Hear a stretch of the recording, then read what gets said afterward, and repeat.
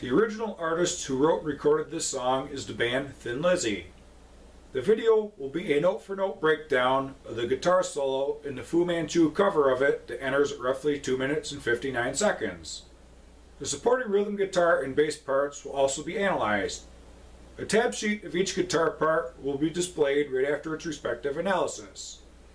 A demo of all parts combined will close out the video.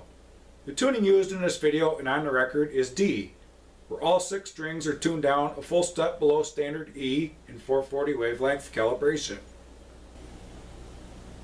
The solo is going to be 8 measures long. We're going to begin by placing the 3rd finger on the D string at the 4th fret. We're going to be doing some bends off of this note in the first 2 measures. I'm going to place the middle finger on that same string at the same fret. And what I'm doing there is using 2 fingers to bend this note and make it physically easier to do. So the bends are going to be a full step up in pitch, which means when we bend it, it's going to sound like the note on the same string at the 6th fret, just like this. You can hear the similarity. So on 1, we're going to pick this note down and bend it up and let it ring out for 3/8 of the measure as a dotted quarter note.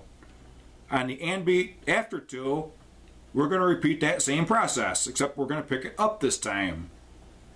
On 4, we're going to do this again. Pick it down as we bend it up.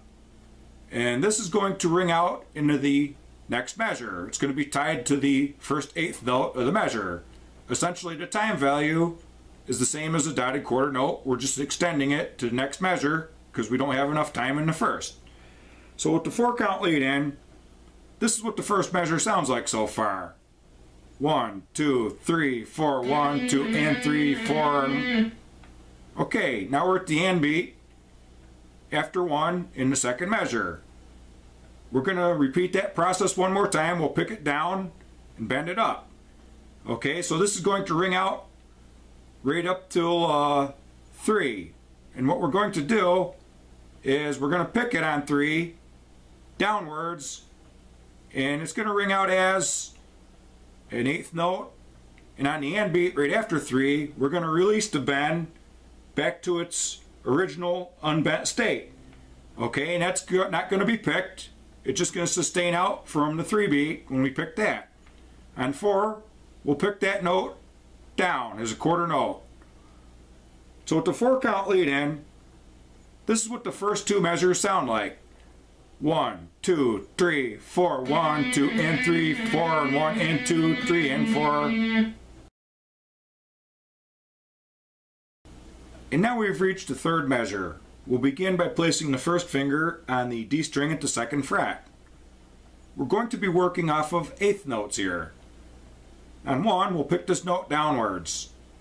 On 2, we're going to hammer on with the 3rd finger to that same string at the 4th fret. Okay, this note is produced by the left hand. We're not going to pick it again. On 2, we'll pick this note again downwards. And on the and beat after 2, we're going to go back to the 1st finger and pick that note upwards. This is what the first half of the 3rd measure sounds like so far. 1, 2, 3, 4, 1, 2, and... Okay. Now that last note that we played is going to hammer on back with the 3rd finger onto that same string at the 4th fret on 3. We're not picking that. On the and beat after 3, we'll pick that note again upwards. On 4, we're going to go back to the 1st finger on that same string at the 2nd fret, pick it down, and on the and beat after 4, we're going to go back with that 3rd finger to the same string at the 4th fret, and that's a hammer on. We're not going to pick that, okay? It's produced entirely by left hand. So with the 4-count lead in, this is what the 3rd measure sounds like. 1, 2, 3, 4, 1, and 2, and 3, and 4, and that note rings out into the first 8th note of the 4th measure. They're tied together. And now we've reached the 4th measure. This note where the 3rd finger is on the D string at the 4th fret should still be ringing out from the previous measure. What we'll do in this measure just to make it simpler to count, is we're going to omit the 1 and 2 beats because it's easier sometimes to not count beats that you're not physically playing. If you're tapping your foot to keep time, you're still going to tap your foot down on these beats. So on the and beat after 1, we'll pick that note upwards again and let it ring out as a quarter note. In this case, it's 2 eighth notes tied together, which is the same thing.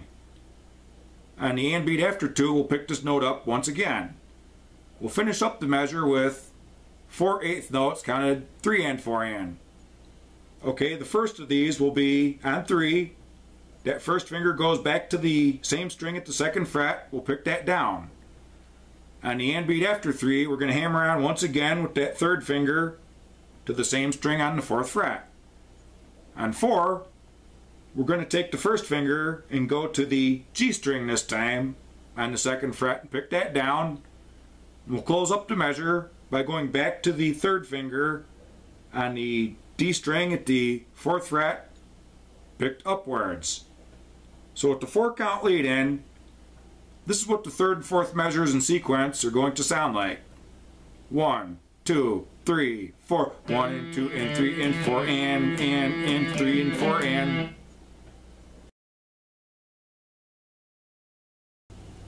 Let's run through the first 4 measures in sequence just one time. I'm not going to count these aloud as I play. I'll just give you the 4 count lead in. 1, 2, 3, 4.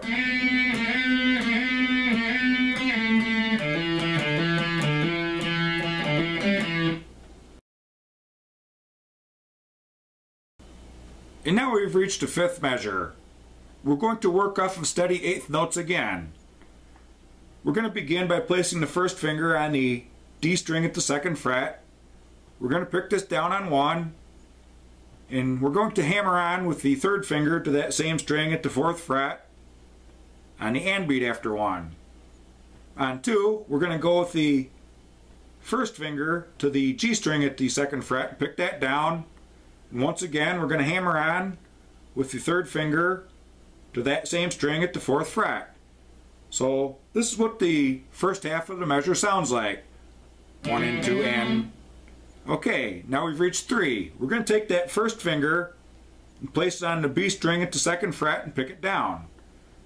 On the and beat afterwards, we're going to slide up to the 5th fret on that same string. We're not going to pick this note. It's going to be produced entirely by the left hand on the slide. And we'll close out the measure by playing 2 more 8th notes, counted 4 and, picked down and up, with the 3rd finger on that B string at the 5th fret. And the last 8th note will actually be tied to the first 8th note of the 6th measure.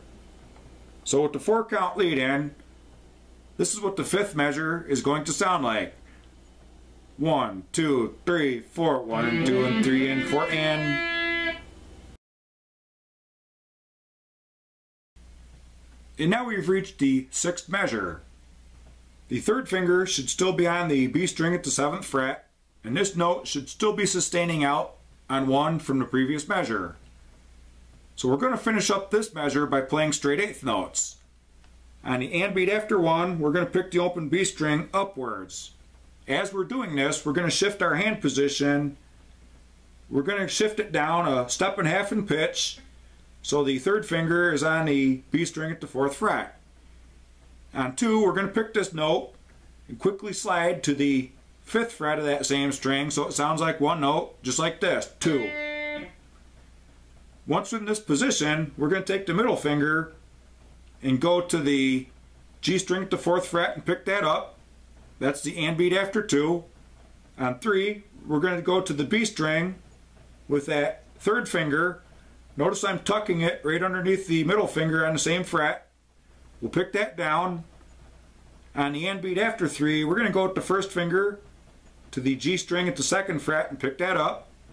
We're going to finish up with 2 open strings. We'll pick the B string down on 4, followed by the G string up on the final and beat of the measure. So with the 4 count lead in, this is what the 5th and 6th measures in sequence are going to sound like. 1, 2, 3, 4. 1 and 2 and 3 and 4 and. 2 and 3 and 4 and.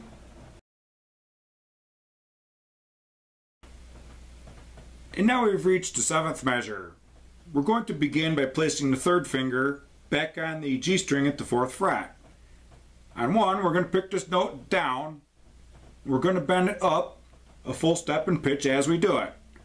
We're going to let this ring out as an 8th note, and then we'll release the bend on the and beat back to the natural position of the note. We're going to let that sustain out as we release the bend. And this will be tied to an 8th note on 2. On the and beat after 2, we're going to go with the 1st finger to that same string at the 2nd fret and pick this up. This will be tied to a 1/4 note on 3. We'll finish up the measure by going with the 3rd finger to the D string at the 4th fret with 2 8th notes picked down, then up, counted 4 and. And the last note is actually tied to a whole note on the 8th measure, which will ring out for that entire measure. And we'll give it a slight vibrato. So with the 4-count lead in, this is what the 7th and 8th measures in sequence will sound like. 1, 2, 3, 4, 1 and 2 and 3, 4 and 1, 2, 3, 4. With the 4-count lead in, let's run through all 8 measures in sequence just one time. I won't count aloud as I play, I'll just give you the 4-count lead in. 1, 2, 3, 4.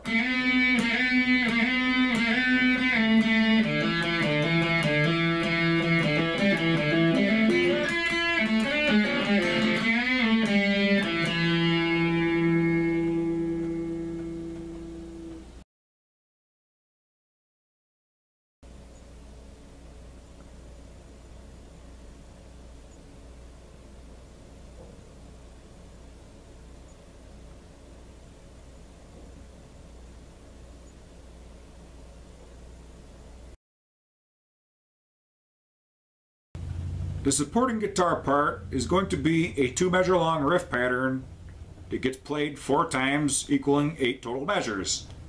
Remember, the guitar is tuned down to D. All 6 strings are a full step down in pitch. So this A5 power chord that we're going to start out on is technically a G5, but we're just going to stick with A5 for simplicity. That's where we're going to bar the D and G strings at the 2nd fret and play the open A string. On 1, we're going to play this downwards with a downward picking motion, that is, and let it ring out as a 1/4 note. On 2, we're going to have an 8th note rest. On the and beat after 2, we're going to go with that 1st finger to bar the A and D strings at the 2nd fret. We're going to play an open E5 power chord here, which rings out for an 1/8 of a measure picked down. On 3, we have a 1/4 note rest. On 4, we're going to play 2 8th notes counted 4 and that's off of the F sharp 5 power chord, where the 1st finger is the root note on the E string at the 2nd fret. Remember, this is picked down and up. So with the 4-count lead in, this is what the 1st measure will sound like. 1, 2, 3, 4, 1, 2 and 3, 4 and.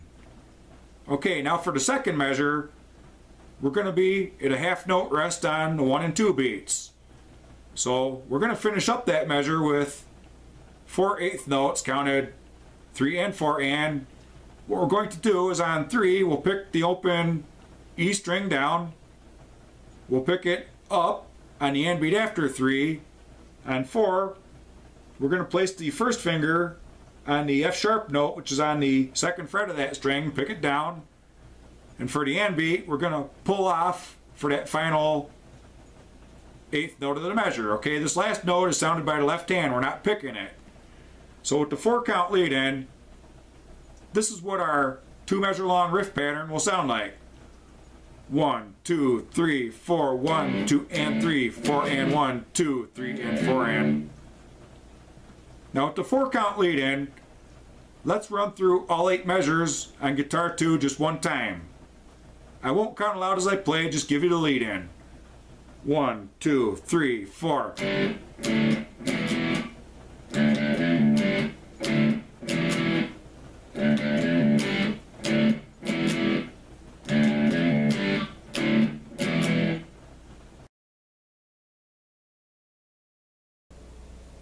We're going to repeat these two measures 4 times as indicated by the repeat sign at the beginning of the first measure and at the end of the second measure, which are highlighted in yellow.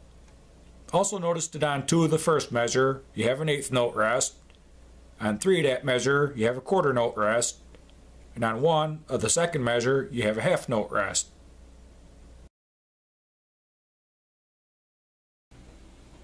The bass is going to double guitar 2 note for note. So if you're using a pick, you're going to want to pick these notes exactly the same way that guitar 2 is playing the rhythm. I won't count aloud as I play. I'll just give you the 4 count lead in as we run through the entire bass part just one time. 1, 2, 3, 4.